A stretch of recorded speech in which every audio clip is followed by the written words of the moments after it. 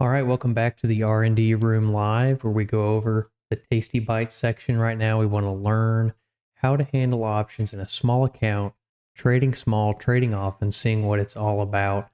So welcome back. This is the third live stream that I've done. We're going to go over 3 videos, but really, I want to go over my account right now just really quickly while we get started and folks are signing on here. We can see I'm down almost $700 on my account, and everything is down in the stock market. You can see here today we finished off the week on the SPY. We are gapping down, and we didn't see much anything good coming out. Most stocks were down today. We have a little bit of support here on the topping here going back, but so there is a chance that we could level out here. But yeah, it's not looking good at all on the daily chart. We go back and scale it back. We'll see how the weekly chart looks. We touch that 21 EMA moving average there. And so if it can hold that, which it does have a little bit of space, that could be a good sign for us. We don't have any confirmation. We've got increasing red volume. So we're seeing a lot of strength here to the downside. Not nearly as much volume, though, as we did in the past downturns. So it's really hard to gauge at this point what the direction is going to be, but it's not looking good. But I did expect this at some point to be touching that 21 EMA. And so we'd had some economic reports come out. I believe it was the jobs report. And so, that could be a reaction here to that report. So, anyways, not looking good overall. But if you look at the monthly chart as well, which I like to do is just take a really far back view. We were really extended on the monthly chart, so I don't think the monthly chart gets a whole lot of attention. It's a very long time span, but nonetheless, we were extended up here, and it was really just a matter of time before we came back home, touched base here. So again, we could see some support here at this level where it stood out for a couple months. And so time will tell really on where we are at. So again, just wanted to share that. My account is down. Most of that is from my wheel strategy. So Hood took a deep dive. Chewy is down as well. And then I have Palantir on the wheel strategy as well. So all of those are in the money now. So that is hitting my P&L.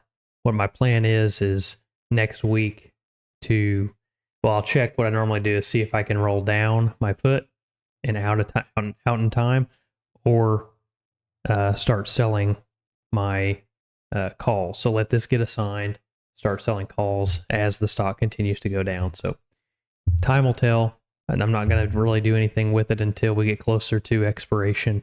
Around maybe Wednesday, Thursday, I'll have my decision made on that. My vertical spreads, my put spreads are in the money. I closed some positions on my strategies that I've been trying out with Iron Condor and the put and call spreads.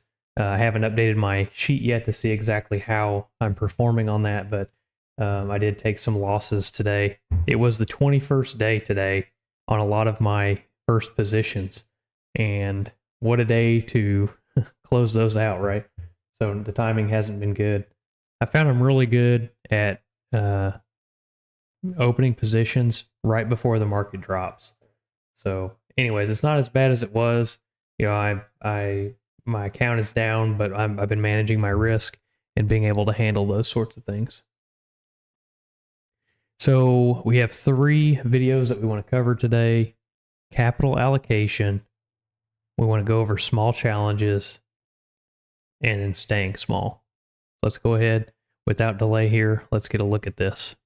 Got to give your bet. I want something to give fast. Okay, so I was thinking about this Tasty Bite segment. I kind of want to show some actual trades. But before I get into some actual trades, I thought it's important to talk about well, let me put it this way. After talking with Case last Put it in night, English this time, okay? after talking with Case last night, because she has a small account too, so I get a lot of ideas about TastyBites from working with her. And I started to realize that one of the most confusing things from her is, when I talked to her, is that the capital allocation for a smaller account. Because I think, and I'm going to show you right here, there were certain things I wasn't taking into consideration, which I'm going to start thinking a little bit more about with respect to smaller accounts. So let's go right to the first slide. So how to allocate capital in small accounts or smaller accounts, okay? Because I think sometimes you and I take stuff for granted. You know, in the industry, just to throw some numbers out there, in the industry, and I'm only speaking from my own experience at Thinkorswim, the average account size we would open would be in the 40,000 range, somewhere between 40 and 50,000 was the average account size, over hundreds of thousands of accounts, which is a lot of money. I think we had, when I left, we had about a little under 200,000 accounts and right around $8 billion in customer capital. It's about 40 some odd thousand dollars an account, something like that, whatever it worked out to. But at TastyTrade, it's a little different. At TastyTrade, from what we can gather to this point, and this is just from us doing our own internal research and everything else, the average account size at TastyTrade is a little over $250,000. I mean, from TastyTrade listeners. So we go everywhere from 2,500, 2,000, 2,500, all the way up to, you know, multiple millions, lots and lots of millions. And with the average account size at 250,000 plus, in fact, we thought it was over 300,000 for some time, but we think it's between 250 and 300,000, which puts our audience obviously in a different category. Yeah, that's fair. And the trading styles that a lot of stuff we talk about and a lot of strategy stuff obviously are geared towards, not intentionally, but just because that's also the way we do things. And so thinking about TastyBites, I've had to kind of redefine stuff. And working with Case has been great. And a lot of people said, well, can you expand the segment, whatever? And we may. We have a lot of adjusting to do time-wise if we do that kind of stuff, but we may. But let's go to the next slide. Because allocating capital in smaller accounts, something I guess I need to spend more time with it and just start to think about it. Okay, so general comments to start off. One, for smaller accounts, there's a marginally higher total commitment percentage-wise because there's no free cash return. What I mean by that, Tony, is if you had an account that was $2,500 like Case does, one of her objectives is not cash. Do you know what I mean? Correct. She's not like if you have $1 million and you're sitting there, you're going, well, I'm going to commit X amount to my trading accounts, and I'm going to commit, you know, blah blah blah to whatever else, and I understand that, and because you're thinking of a much bigger total portfolio. When you have a smaller account, 2,500, 5,000, 10,000, whatever it is, you're not thinking, well, I'm going to keep out 25% for cash. Cash pays zero. Like she doesn't think about cash for 1 second. Right. It's not. So her total commitment to invest is percentage-wise much greater because there's no free cash return. Like when I think about managing my own money, and I manage my own money, nobody manages a penny of money for me. I'd be ashamed if they did. Here till the day I die, nobody will ever touch mine except myself. I mean, nobody will ever. Your money. My money. Gotcha. Not touch. Stop. Okay, you're going to crack me up. Nobody will ever touch my money until it's all over for me. My point being, then we're going to have a party. My point being, okay, that I never thought about it, okay, as far as, like, I leave a certain amount of cash around. I know, sometimes when you're walking by the halls here, I see like a couple $100 fall out of your pocket. I just pick it up and go, Tom, you want this? You got, forget about it. I don't need it. Smaller accounts, the total commitment, okay, because there's no free cash return, the total commitment is marginally higher than anybody else in any other account size. Okay, marginally higher, you think? I think it's on marginally a percentage? higher. Yeah. I would have thought it was more. Second, well, we don't think about that at all. Second, there's no true sector allocation.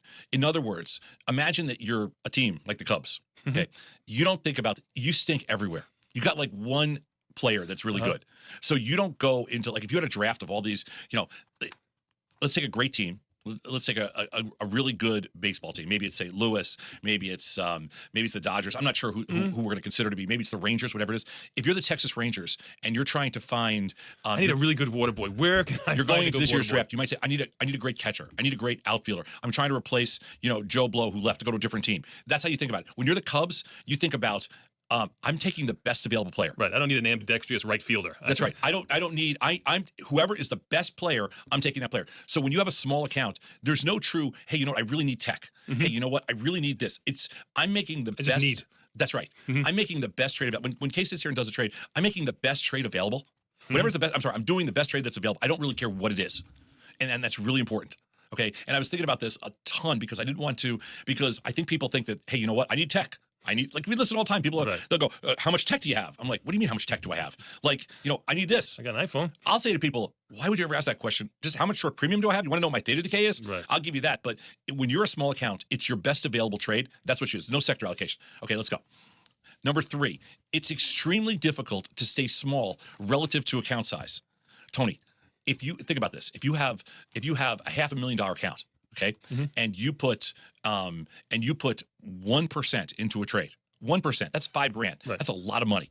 And you're not going to, let's just say you have a $500,000 account. You say, I'm going to allocate 1% to this trade. There's no way you're going to allocate $5,000 of a vertical spread that's 50 cents. You're not going to do 100 of them. Right. Maybe 10 or 20. Right. So what are you allocating in the end? You're allocating 20 bips of 1% or 2/10 of 1%. Right. So it's easy for you to stay small based on the account size. I was going to use the term linear, but I used it the next line instead. It's very difficult to stay. It's easy to stay small given the size of your account. Like I have a size of my account, which makes it easy for me to stay small. Okay, I don't even think about it. Actually, makes it hard to get overweighted or very large. Well, you just stay small. It's very natural. When you have a very small account, okay, So I thought about this for Case. I'm thinking to myself, if I did one of the trades she did, and I did like a 10 lot, it's like her doing like 1/10 of one lot. Right. So I'm thinking to myself, wow. So the one lot's actually pretty big. So but she thinks it's small now. When it works, she thinks it's small. When it goes against her, she thinks it's very large. That's right. So what I was going to explain to her is, I go, listen, you have an account on right now where if you did a 2 lot, that'd be the same thing as me doing 200 or 2,000 or something. So your size is really. You can't look at it as just two contracts. That's right. So it's extremely difficult to stay small relative to account size.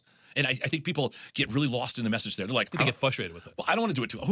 Listen, you go to a casino, okay, with $100, let's say. You still want to play at the $25 table. Right. You only have 4 hands, or maybe 6 if you get lucky. Okay, but that's all you got. But you don't want to go, I'm not playing, like if you have, let's use slots. Penny slots. I'm not playing the penny slots, even though that's what you should be playing. But I'm not doing it.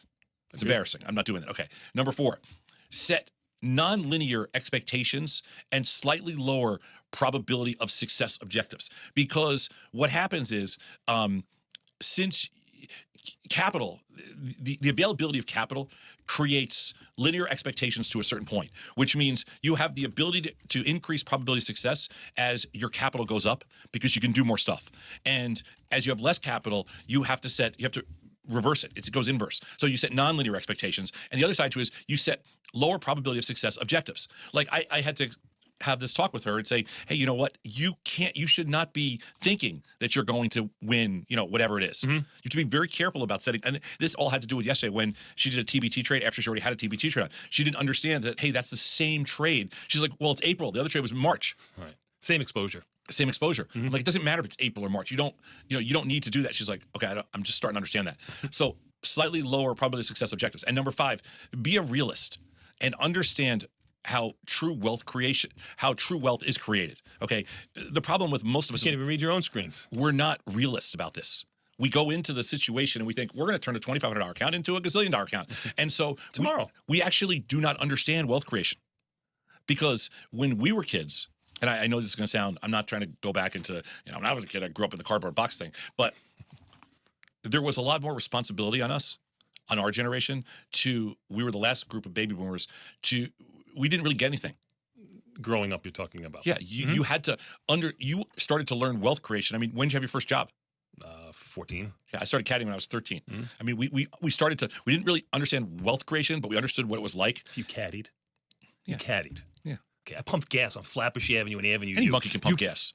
Okay, I'm just saying. I was giving people directions about probability of success back when I was 14. I was saying your probability of hitting this green is about 0, but take this 6 iron. But here's your Arnold Palmer. My point is, be a realist, understand true wealth creation. And be honest. You used the foot wedge out there a couple of times, didn't you? For the members? Yeah. We didn't get tips unless we did. I told you that story. If we didn't set the ball up, we didn't get a tip.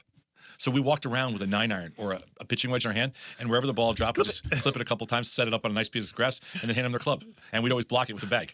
And the members would just give you a little wink and smile. That's the only way we got a tip.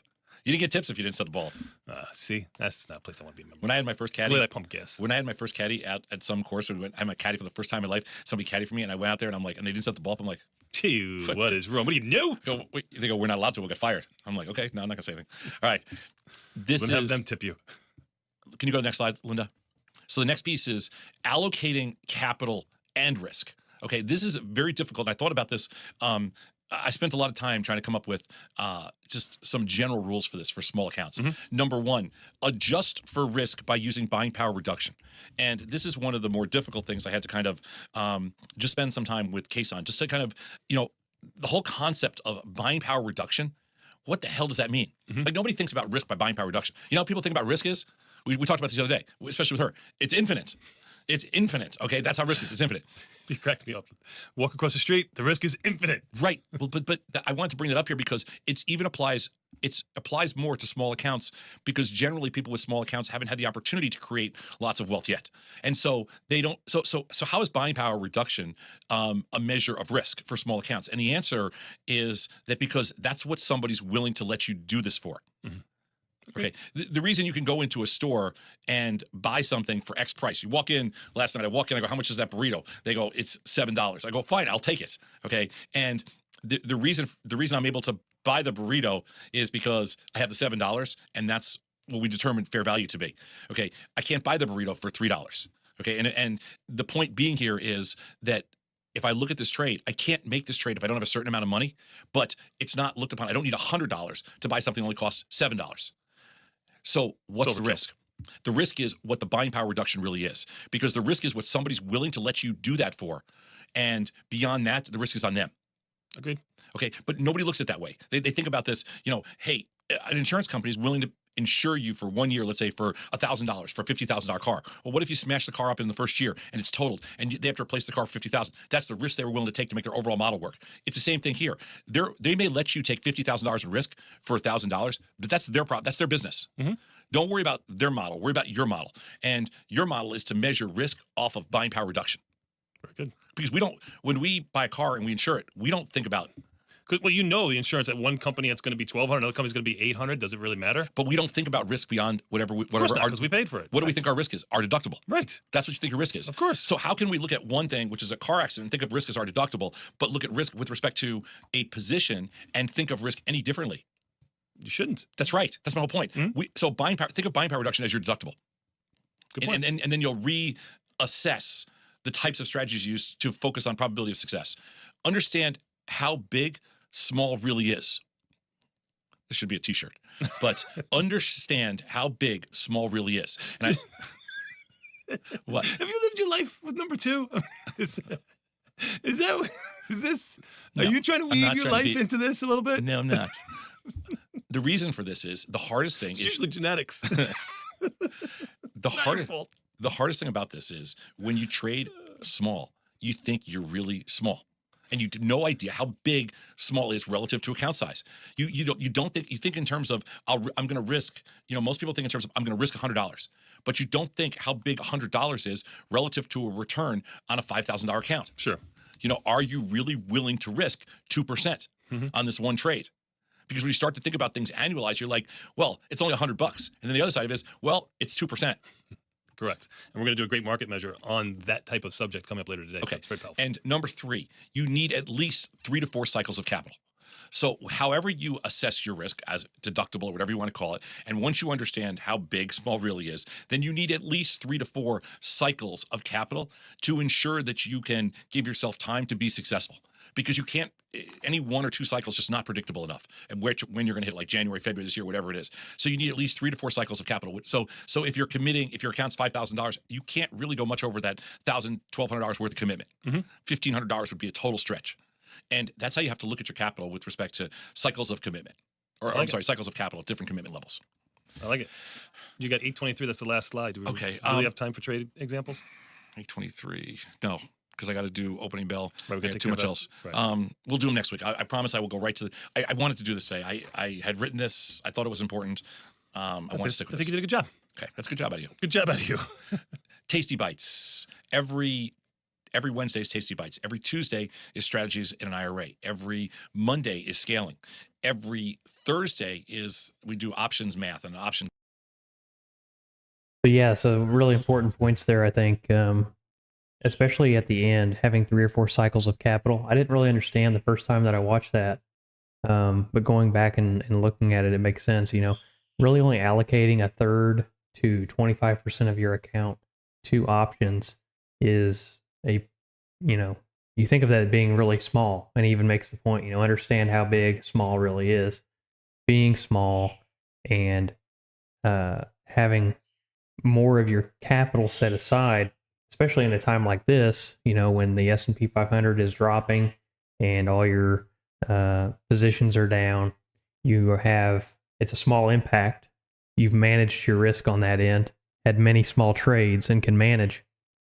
And then you can open up and take advantage of this opportunity. I mean, I don't think I showed on my watch list. So Intel was down 26%. But what's interesting about it is the IV information here. IVR is up on like everything right now. And so I'm not saying like it's a time to get in or whatever, but there is a lot of opportunity that's opened up right now because the market has gone down. So to have that money or to have your capital set aside for a time like this when you have everything, you know, like, you just have so much opportunity here when the volatility actually starts going down. So, I mean, you can see the IV 5-day change, everything is up. So, it's just, there's so much opportunity here, even though everything is down, your account might be down, you've got the capital on the side there that you can take advantage of opportunities when they come. So I've got losing trades right now, but looking out in the future, I think there's going to be a lot of opportunity here to make some money, and it's good to not have all your capital tied up. I feel like I put too much capital on, especially with my wheel positions for the account size that I have. I have 3 wheel positions right now. They're all in the money. And so it's going to require more buying power whenever I own those shares. So my buying power usage, it was sitting at around like 60% or whatever. Now it's, steadily going up there. But doing these defined risk trades, realizing losses and moving on is a much more manageable way. And you can see here today, I made 11 trades. My weekly goal was, I think I said 12 trades for a weekly goal. And I did 11 trades just today. And that was without doing any 0 DTEs. So very important stuff. I feel like I could have done a better job being small. And I'm starting to realize how big small really is, to his point. So very interesting stuff. Always good to hear that over and over again. And it does take a higher total commitment, like he was saying. If you have a small account, like his daughter Case has $1,200 of her $5,000 that she's using to get started here. So being small is very important. Very important. So what I All right, decided small to do, challenges. this is for smaller accounts, but not necessarily newer accounts. What I decided to do is to reinforce some of the stuff that we've been talking about. Like, we do a lot of stuff on small accounts. I do every afternoon with Case on her Where Do I Start? It's a $2,500 account. TastyBites can be anything from $2,000 to $20,000. Anything that's lower than below the pattern day trading minimum of $25,000. That's all it is. Set by. That's right. It's not us. Right. But what we thought we'd do here is just kind of reinforce. We have a lot of new listeners. Reinforce some of the let's call it some of the logic, not necessarily criteria. I want to call it logic behind being successful, having a smaller account. This is a logic-driven exercise. This is not, it's no smoke and mirrors with us. There's a consistent path to be successful, and regardless of market conditions or anything else. So I thought I would review some of the discussion topics. One, because there's a lot of new listeners, and 2, because it's smart just to do it that way, to be repetitive. Mm-hmm. So let's go, Linda. Let's fire it up. Okay, so I call this kind of small challenges. And what's important is that we have to, in order to be successful, we have to consistently challenge ourselves. I think one of the problems that companies make, one of the problems that we all make as individuals is we don't challenge ourselves. When we go through new stages of our lives, whether it's a new business, new whatever it is, we end up always challenging ourselves. Right. Okay. When we don't challenge ourselves, we get a little bit lazy and we get a little bit complacent. And I think that's one of the mistakes that a lot of people make when they have small accounts is they don't think they're as relevant. Okay. Because they're a small player? Yeah. Mm-hmm. Yeah. They think this game is rigged for the big players.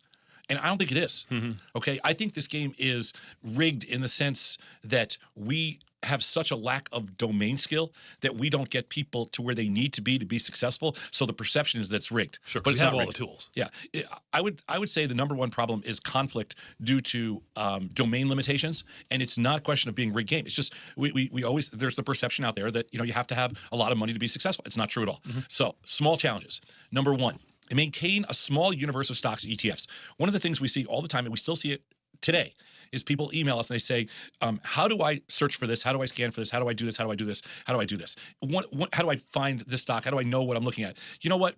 it's almost like anything else. If you want to be a fan of some sport, eventually you're going to learn all the teams, and you're going to be a fan more or less of the division that your favorite team's playing in. So if you love, because that's the one you're going to be watching all the time. So if you love, for example, let's just say Alabama football, you are going to be very clear of the concept with respect to SEC teams. Right. Okay. If you love Big Ten basketball, all right, and you went to a Big Ten school, you are going to know all the schools in the Big Ten, but you might not know all the schools in the Pac-10. Correct. Okay, that's all it is. If you're a huge hockey fan, doesn't mean you know every baseball team, but you pretty damn well know like the original 6 and all the hockey teams. And so, and if you are, if you're a developer, you may not know something about different parts of the business, but you damn sure know multiple languages. Okay, that's it. Sure. So one of the challenges multiple here, coding languages. You're talking about, yes. Yeah, one of the challenges here is maintain a small universe of stocks and ETFs. Maintain that liquid sensitivity so that you know all the time what you should be involved in. Period.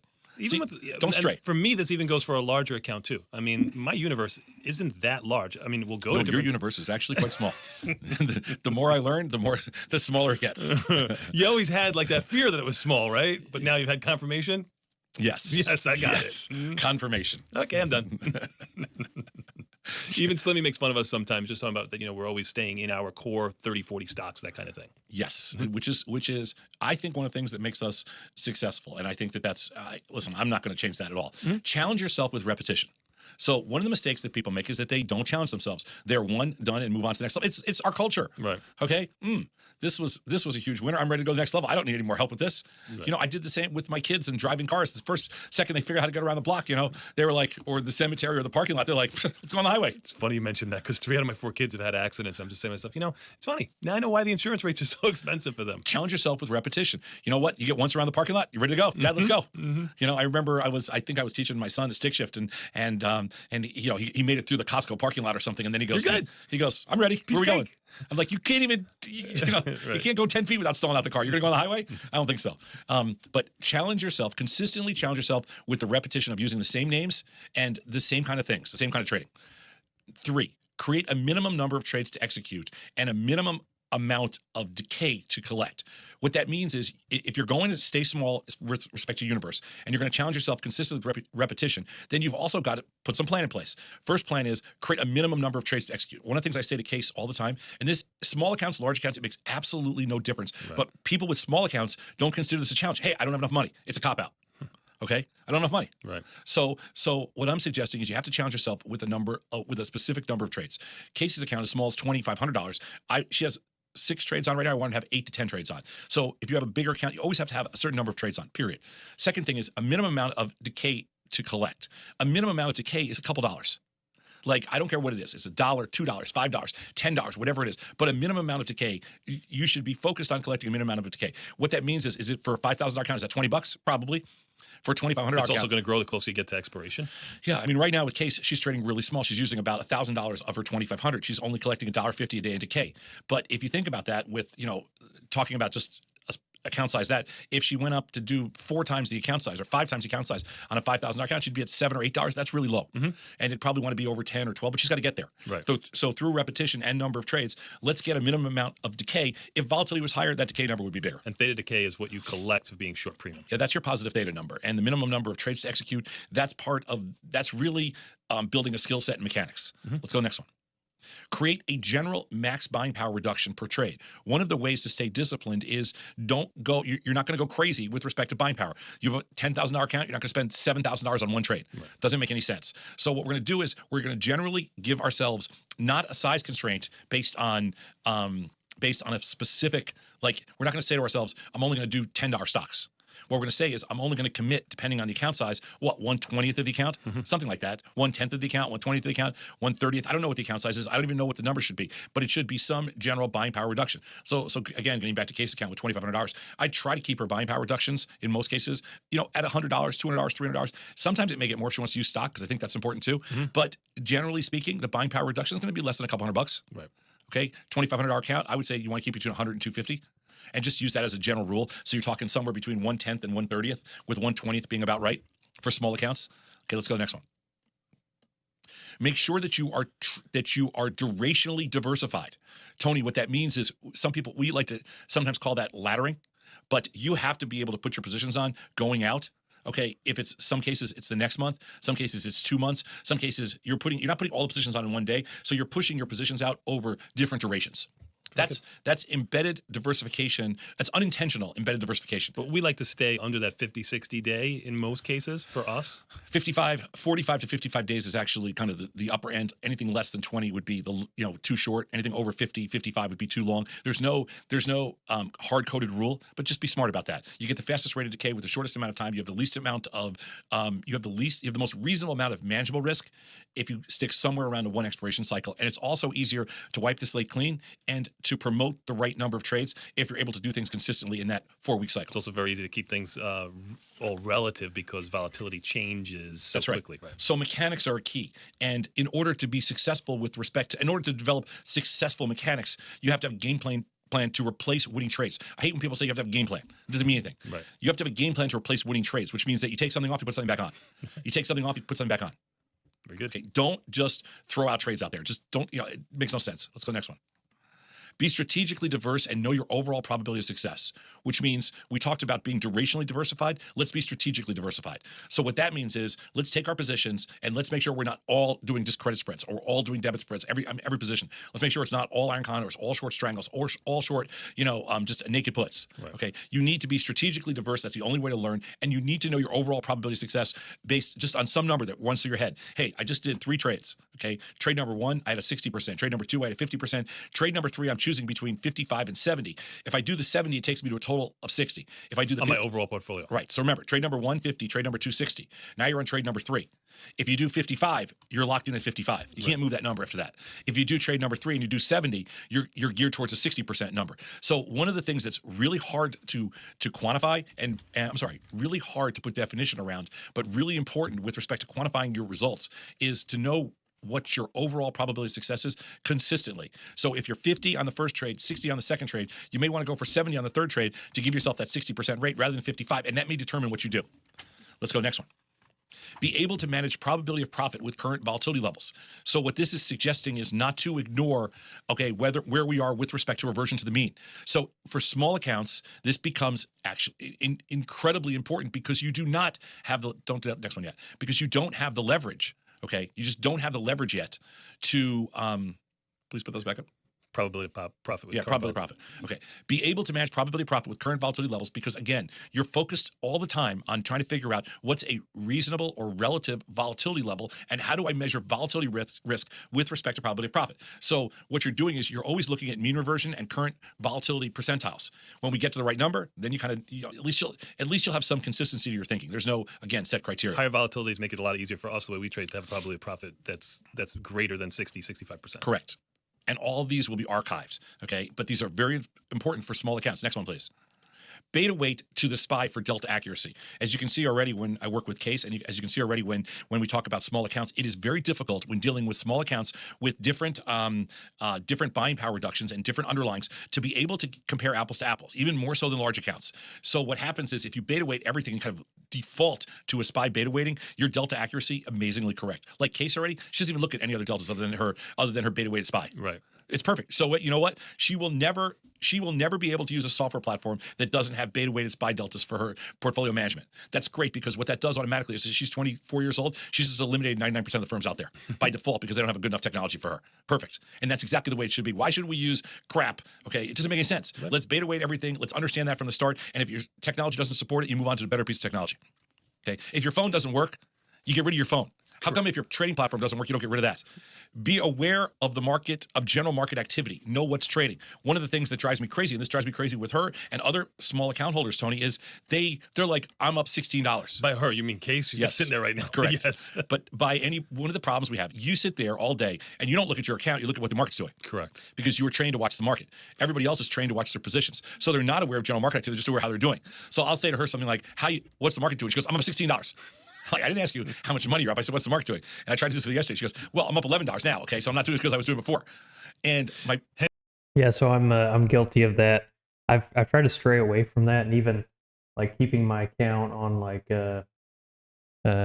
private mode so I don't see my net liquidation. I'm more focused on the watch list that I have in front of me.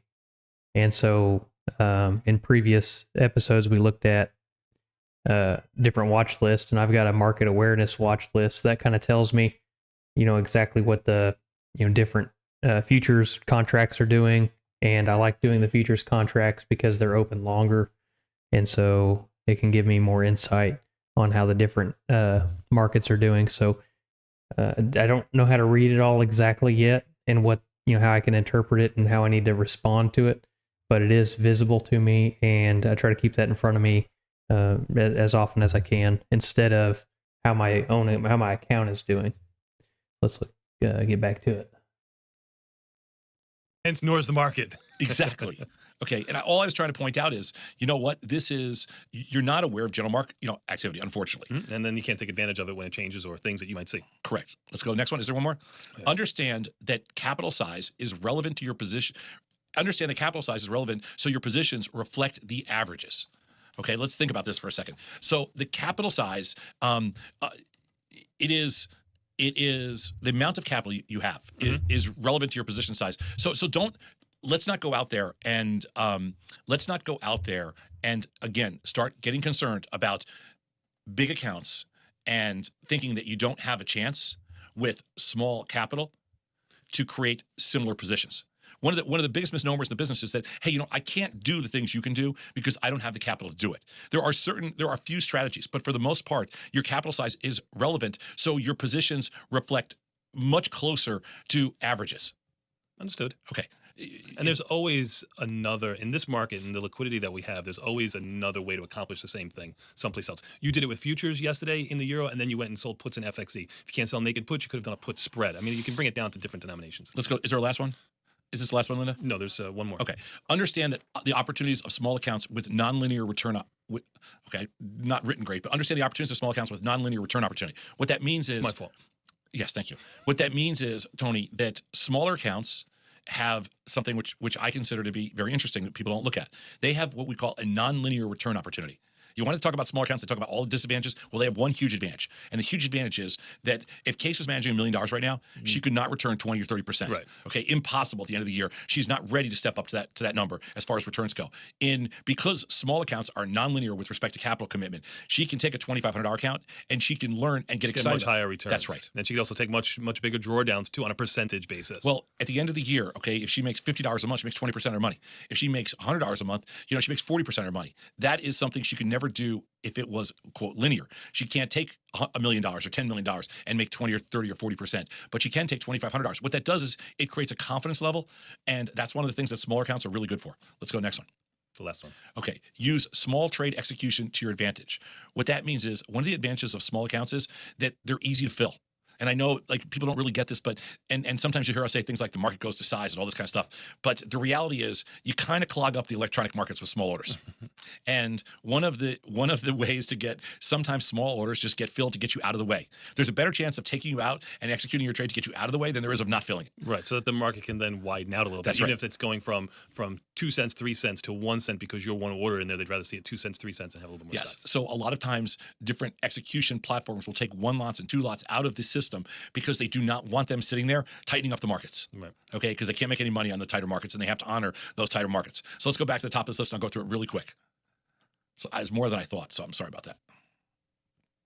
Throw this up there. This is the Tasty Bite segment. These are for smaller accounts. Like I said, this is all archived. There's a ton of stuff in here today. So sorry, I overdid it. Let's go back, Linda. Let's go through the list really quickly. Small challenges. 1, maintain a small universe of stocks and ETFs. 2, challenge yourself with repetition. 3, create a minimum number of trades to execute and a minimum amount of decay to collect. 4, create a general max buying power reduction per trade so you're consistent, so you're mechanical. All this stuff is designed to maintain your mechanics. 5, make sure that you're durationally diversified so that you're essentially laddered out in time so you're not all betting all your eggs on a specific date. 6, have a game plan to replace winning trades. Manage your winners, take a trade off, put another trade on. You do that consistently with 7, things, yeah. be strategically diverse and know your overall probability of success. Correct. You cannot, you not only do you have to be durationally laddered, you also have to be strategically diverse, strategically laddered, call it whatever you want. And you have to know your overall probability of success. Durational diversified is what somebody just wrote, and I like it. Okay. You also need to know your probability of success because it will help you determine the next trade that you're going to make. Nobody thinks about trading that way, which is making sure that you need a certain probability to keep your averages to keep your expectations where you want them to be. Be able to manage probability of profit with current volatility levels, critical. And even understanding what that means. Beta weight to the SPY for delta accuracy. Again, something very few people do, but very, very important. Next. Be aware of general market activity. Know what's trading. We're oblivious sometimes to what the rest of the general market's doing. Right. And I think this is 10 or 11. Understand the capital size is relevant to your positions, relative so your positions reflect the averages. And 12, understand the opportunities of small accounts with non-linear return opportunity. Just building confidence through a higher percent return on a smaller account. And last, use small trade execution to your advantage, easy to fill. And you were seeing that with Case also. Very good, sir. All right. A lot of stuff in there. We take a short break. We come on back with Opening Bell. You listen to Get Tasted on the Tasty Trade Network. Yeah, so they mentioned a little bit at the end there about spreads, doing tight, dollar-wide spreads. And that's one thing that I've been doing. My struggle is this, like, some of my positions I didn't pay attention to it, but the spreads between the bid and the ask, like especially if you're doing like an iron condor or whatever, but they widen out for every position that you have. So you really want as tight of a spread as you can for every single position that you open. Like, let's take a look at we'll just do SPY.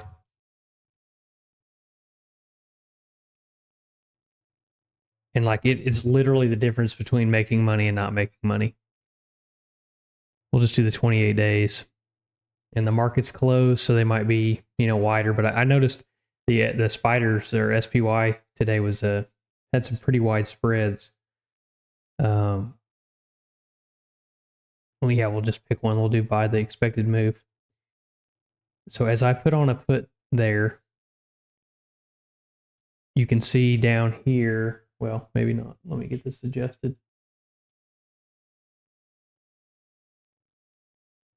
Yeah, so you can see down here, the spread is between $4.58 and $4.71. So you're looking at around, what is that, 13 cents or whatever on the spread. And then if I want to turn this into a put spread, do $2. Well, we'll do $1 wide. It's whoops. Yeah, do $1 wide. I don't know if it's wanting to, there we go. So now it's a credit.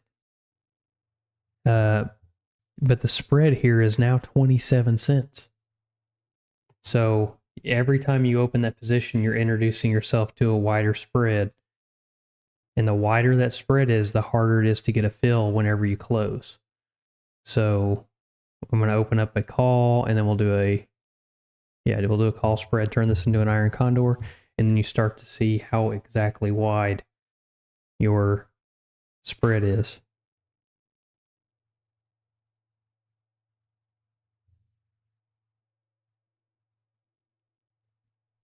So now the spread is between 16 cents and 65. So you're looking at around 49 cents there of your spread. So if it was a penny wide, it would only be 4 cents for each position, right? If every position was a penny wide spread, you'd be at 4 cents. Now right here, we're at 50 cents. So that's the struggle I'm having right now, especially just doing $1, wide strike and having a small return. I'm doing very small positions here, is I have to be very mindful of this spread. And I don't want to be opening up positions that are $1 wide, and I open up an iron condor like that. It's just, I'm not setting myself up for success before I even start the trade. So whenever you see max loss is 60, that's not taking into account where you might or might not get filled. So if I can't get filled at the mid price, whenever I close the trade, I'm going to get that slippage just to try to get filled. So that's the risk there with having those wide spreads, is not getting the fill that you want whenever you either open the position and close the position. It's going to cost you. So they cover that later on also in the in another episode of Tasty Bites. So we will eventually get there, but it is extremely important on the liquidity.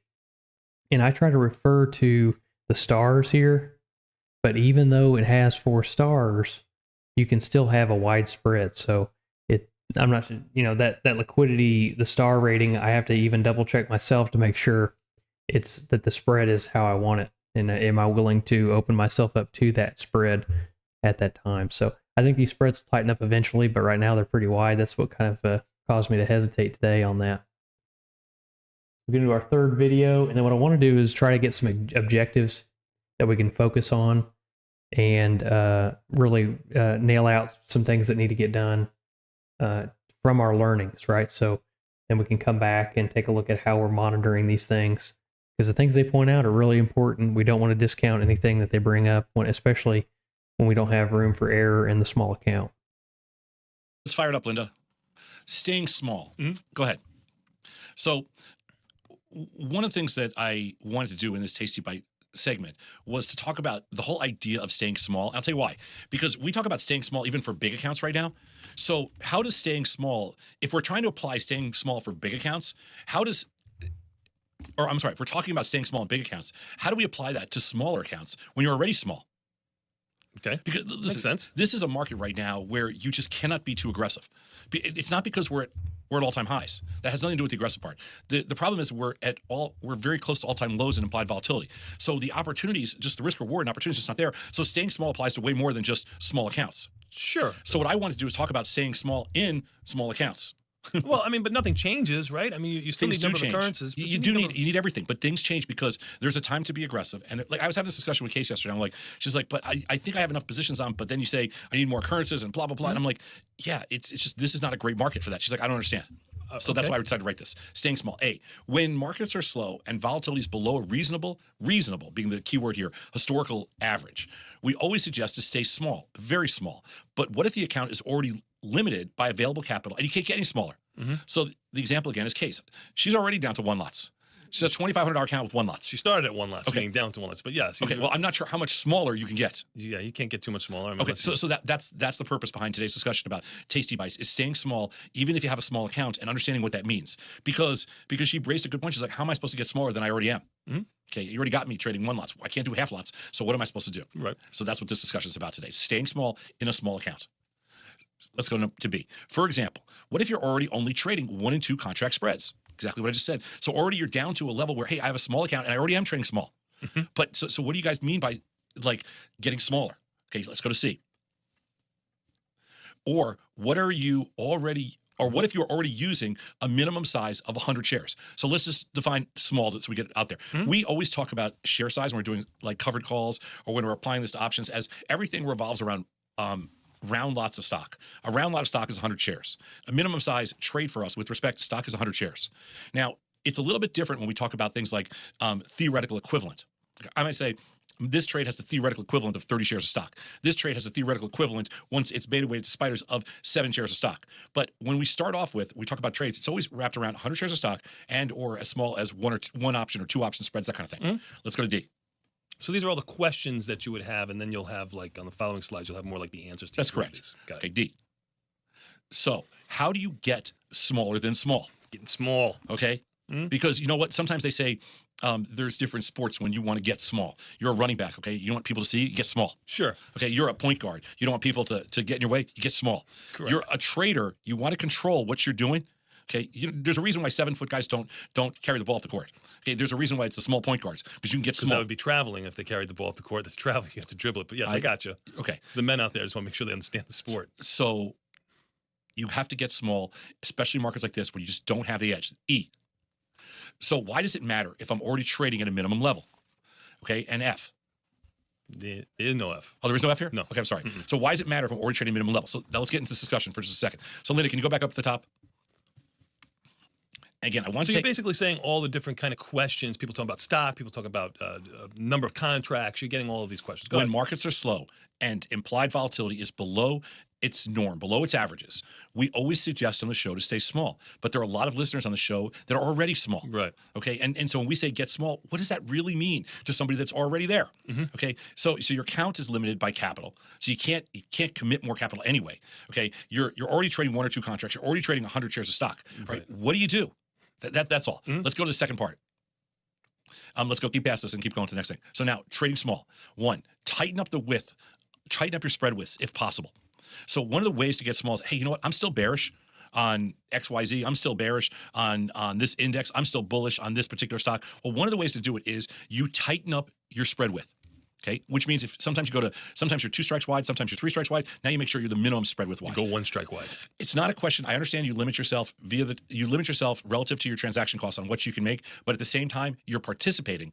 Okay, you're engaged. You're just giving up a lot of your upside. It's okay because you have to work your way through different periods in the market when there's just not the same kind of just all around opportunity. So one thing to do is you tighten up your spread widths. The other thing you can do, Bat, is you can go further away from the at the money. So not only do you tighten up your spread widths, but you also reduce the credit you receive, or you reduce the premium you receive, or you reduce the credit you receive. It just to take a more conservative stance in periods of extremely low volatility. Okay, B. Reduce your naked premium exposure. So what happens is if normally, okay, you would sell the nearest out of the money strike, you may go 2 strikes out of the money.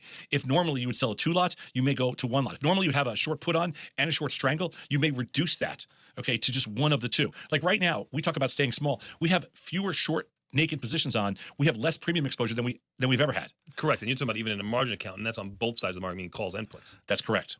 Okay, so let's go to C. Reduce the amount of your capital exposure in general. So I know that's really hard to do, but because your account's small to start with, but sometimes when the opportunity is just not there, you have to reduce capital exposure. Now you have to maintain a certain number of occurrences, so you can't back off from the number of occurrences, but you can reduce the capital exposure. For example, by having less naked options, you're doing that also, reducing your capital. That's one way to do it. The other way to do it is you tighten up the spread width, you move further away from out of the money, or you just commit less capital. I can put trades on where I commit significantly less capital. There's lots of different ways to trade where you commit less capital than other. There's always a synthetic alternative to something else. Okay, normally we have way too much capital. Right now we're sitting on way too much capital, so it doesn't make sense that we're thinking to ourselves, why would he say reduce the amount of capital? I'm just talking about when you have to get small. Very good. Let's go to D. Be willing to accept lower interim return, which means if you set your goal at the beginning of the year, let's just say for 30%, just pick a number. Okay, that's your portfolio, that's your target portfolio return for 2013. In periods of extreme low volatility, you might readjust that monthly thing and say, hey, you know what? This month I'm going to be happy to maybe I get to 2 or 3 or 5% when my objective's 10%. Sure. Okay, so you're willing and flexible enough to accept a lower interim return. Okay, because you know things are going to change. Markets change. Modestly cut back occurrences and capital exposure. All that means is you trade, like right now, I'm trading at about a half to a third of what I usually do when markets are busier. So when markets are busy, 40 or 50 trades a day is pretty common for me. Right now, I'm talking about 15 to 20. Got it. So I'm modestly cutting back my occurrences and my capital exposure because that's what the market's giving me. Same thing for small accounts. Is there an F? Yeah, there's an F and a G. Okay. Know what your beta weighted deltas are and respect that number. That's why I spent so much time yesterday with Case on this one, just making sure that we understood how to translate that beta weighted number and also to respect that number because they're right. And G, don't adjust the managing winner mechanics. So what that essentially says is, hey, you know what? There's a process in place. It's a process. It's a mechanical process that is designed regardless of environment. So it doesn't matter what level implied volatility is trading at. You do not adjust the managing winner mechanics. Like you don't try to let your winners extend just because it's a different. The mechanics never change. Got it. It's pretty self-explanatory. I mean, you do what got you to the dance. You're just taking less now. That is exactly correct. Let's go back to the start of this just for a second, Linda, just because I think this is so important because very few people really grasp this. Because you and I will say it all the time. We're getting small. Okay, and it's race car drivers even do it. They got the same size car, and they'll go, I'm getting small, so I can sneak in somewhere. Tighten up your spread widths, tighten up your spread widths, or move further away from the at the money strike to reduce your risk, because there's more risk. Believe it or not, there's more risk when volatility is cheap than when it's expensive. Correct. That's the hardest thing for people to grasp. And so when you're talking about a small account, because it's been ingrained in them that it's the opposite. Well, the fundamental problem with small accounts is that you don't have this linear relationship because you have limited capital, so you have limited choices of what you can do. So when you lose, it's more painful on a percentage basis. When you win, you can blow the doors off percentage return wise. But when you're wrong, you have the same reason that the linear piece to it holds you back on the profit side. I'm sorry, the same reason that you can have that you have non-linear success with big accounts, okay, and that you can have this huge kind of return on smaller accounts is the same thing that works against you when the market's not accommodating. So you can have these pretty big drawdowns on a percentage basis. So you have to be able to get small. So tighten up your spread widths, reduce your naked premium exposure. That just means limiting, like if you have a strangle on, that's enough. You don't need to strangle and short puts, that kind of thing. Reduce your amount of capital exposure, which goes immediately away as soon as you take off some of those naked positions. Be willing to accept lower interim returns, which means you're just flexible with respect to expectations. Modestly cut back occurrences and capital exposure. We do that every single day on the show. And then know what your beta weighted deltas are and respect that number, because a lot of people that are trading small don't take the time. People that trade big really have a different understanding about kind of where their risk metrics are. People that trade small want to make too much money. And again, my daughter is the same. She's in that same boat. She's like, why do I even care? Like, all right, I have 9 deltas. Like, why are you torturing me? Because when you get bigger, when it becomes 90 deltas, it's something different. And when it becomes 900, whatever it is, right. okay, it's all going to make sense to you. And don't adjust the managing winner mechanics, because that needs to stay with you regardless of account size. It doesn't matter whether you make $1 or $1,000. Okay, adjusting those managing winner mechanics, huge mistake. Okay, just the rules are the same. If you play putt-putt, like miniature golf. Yes, I'm familiar with it. Okay, if you play miniature golf, the rules are you still count the strokes, and the objective is still get in the hole. It's not the same. Sure. Small version. Sure. Okay. All right, that's it. How do you think of putt-putt? Seriously. Tender, flaky, wild-caught Alaskan pollock in crunchy, bite-sized pieces available in 3 sizes. Snack, regular, and shareable. A tangy tartar sauce for dipping. Look at that. See? It's Alaskan pollock. Is that a fish? I'm not so sure. Is that Jackson pollock? I mean, what is that? I think it's computer generated, but I'm not sure. Is a pollock a fish? I think so. See, I don't trust McDonald's. Like, I kind of think like I've never gone to a restaurant before and they said, "Would you like pollock?" What's that? You're not going to the right restaurants, I guess. I guess you're not going to the right restaurants. I'm just trying to decide what's Alaskan. Or walleye pike. Alaskan pollock or walleye pollock is a species of cod family. Oh, it's a species of a cod family. That's correct. It's a cool schooling fish, so it's been a school. You'll be fine with it. Oh, okay. In that case, I feel 100 times better now. Order us some McBites for lunch and we'll test them out. Okay. We'll be back in 90 seconds. We got opening bell in about 9 minutes. Listen to Get Tasty on the Tasty Trade Network. All right, so we got our third video there. I want to go over some objectives that we need to focus on before we do this again. I'll probably go live tomorrow afternoon. So I just want to try to give something there that we can bite on, take with us, and be ready for the next time. So he mentioned, again, being small, right? Trading small, being very small in the small account. And so having those low expectations,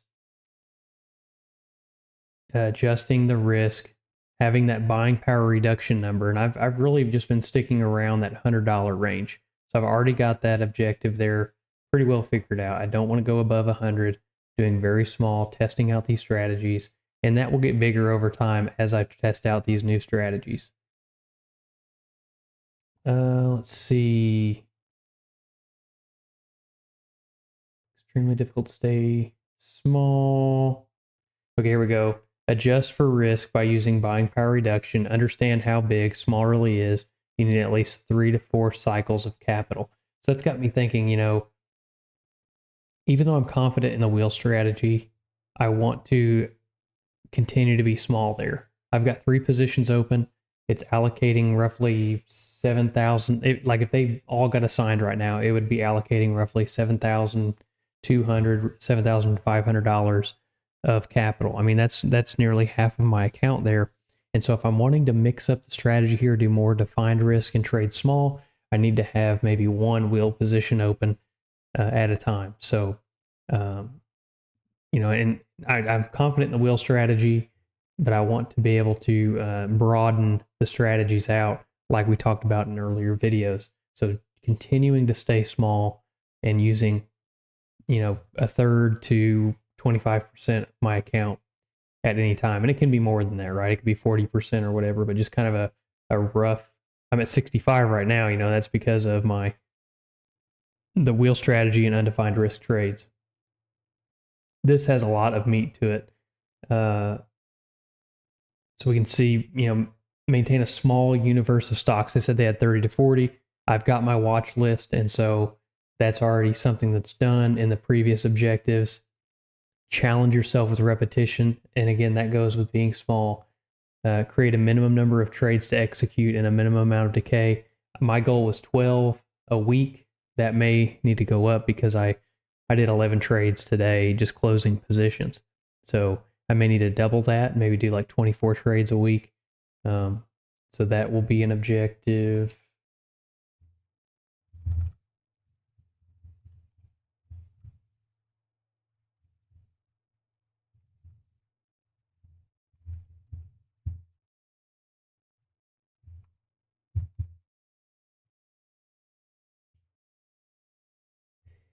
Create a general max of buying power. The decay there, and I believe in the next few videos we'll see that their target is actually 0.1% of your capital you want to see in theta. So if you can divide it out, and that's pretty much what you're looking for. You just take your net liquidation, multiply it by 0.1, and that's generally what you want to see in theta, at least according to them. That's a minimum number too, so keep that in mind. Have a game plan to replace winning trades. So like having something on deck. That's an important point. So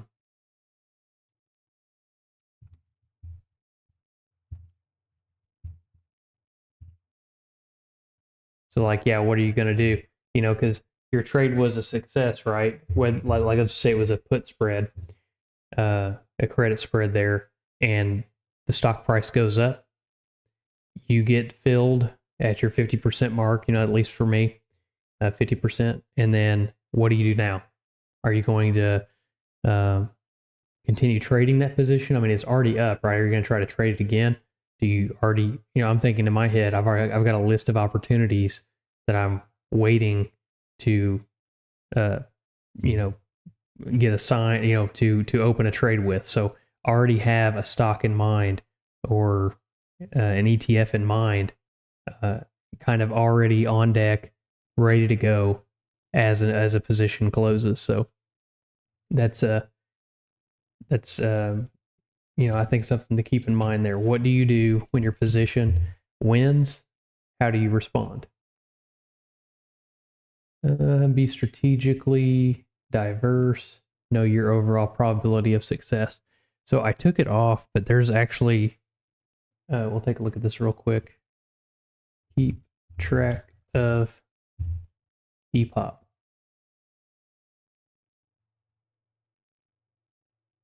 See if I can pull it up here.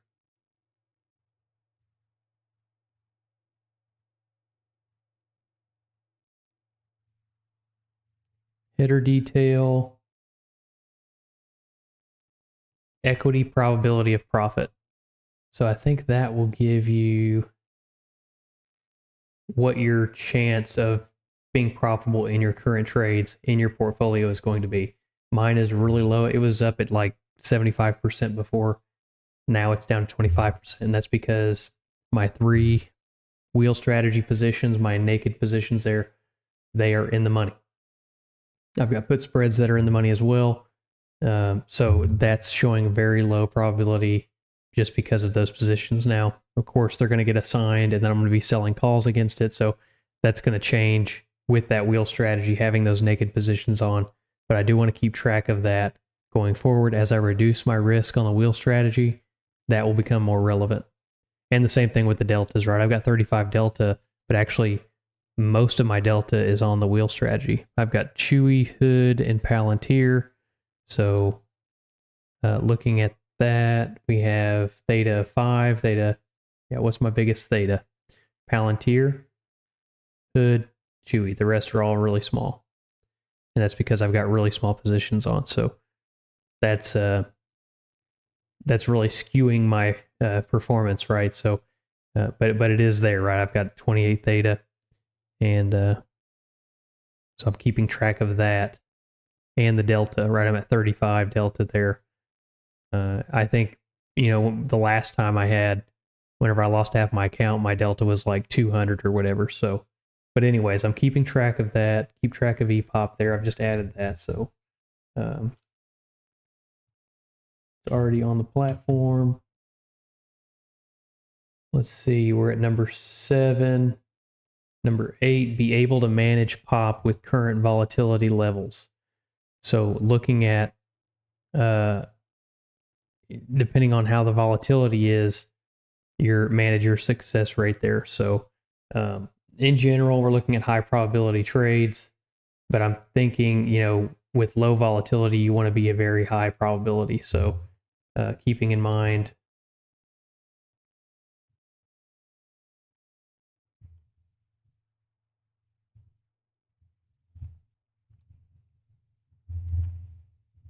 low IV, high pop trades, and vice versa.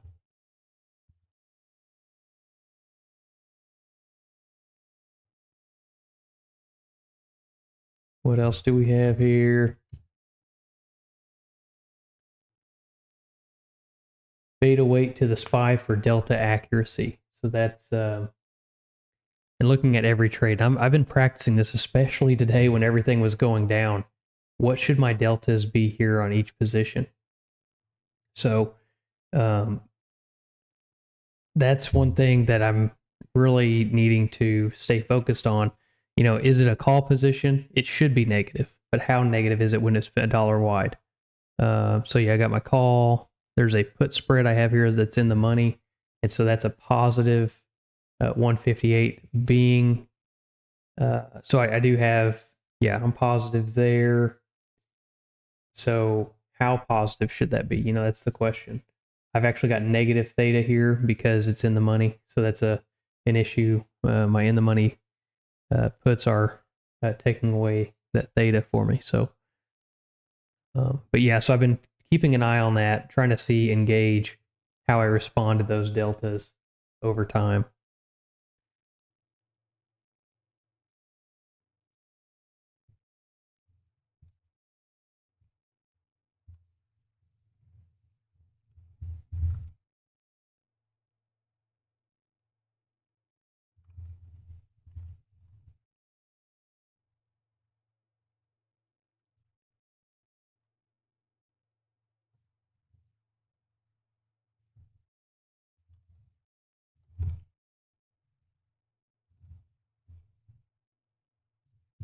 And then 6, be aware of general market activity. Know what's trading. Have that, I've got that watch list, so I'm not going to add that there. We've already got a watch list built. Understand that capital size is relevant, so your position reflects the averages. I guess just everything jives, right? You're doing a certain buying power. You're doing so many cycles, they call it, or 25, 30% of your account. Be mindful of that account, which I feel like I've done that, and maybe just need to tighten that up a little bit more. Understand the opportunities of small accounts, the nonlinear returns. Use small trade execution to your advantage. Easy to fill. So be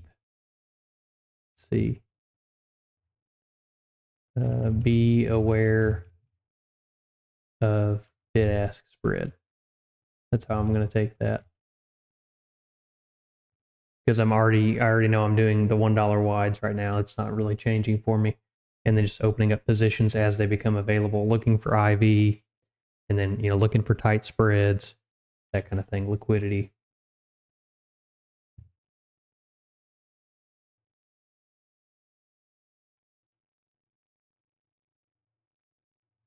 Tighten up strike widths, reduce your naked premium exposure. Yeah, that's that's one for me.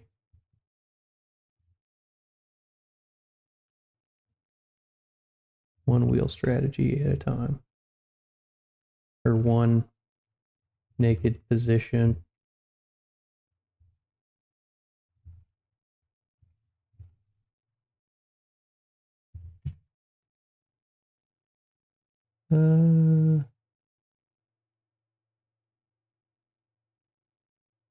Yeah, be willing to accept a lower return. We're learning here. We have a small account. As we add to those accounts, right, as we continually add money into our account size is going to get bigger.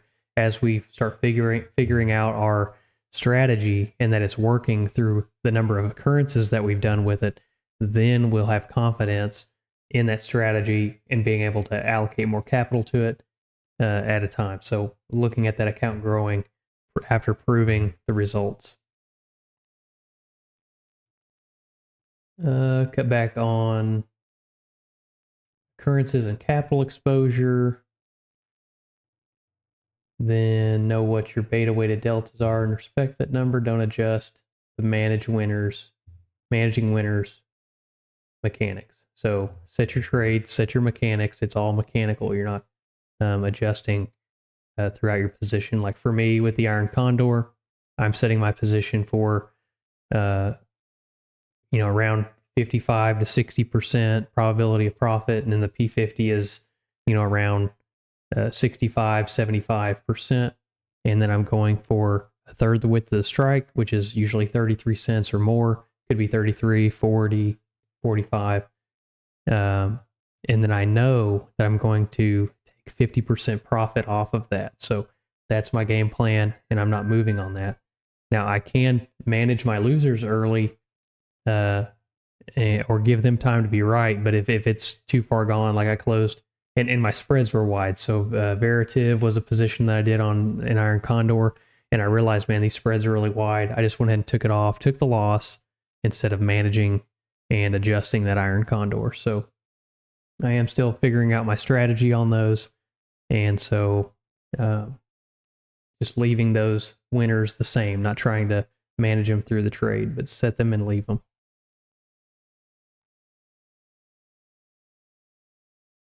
And yeah, I think that's what we've got for objectives. So I'll be working on those for the next time, and I'm sure you'll have similar things to look at in your account as you develop your strategies.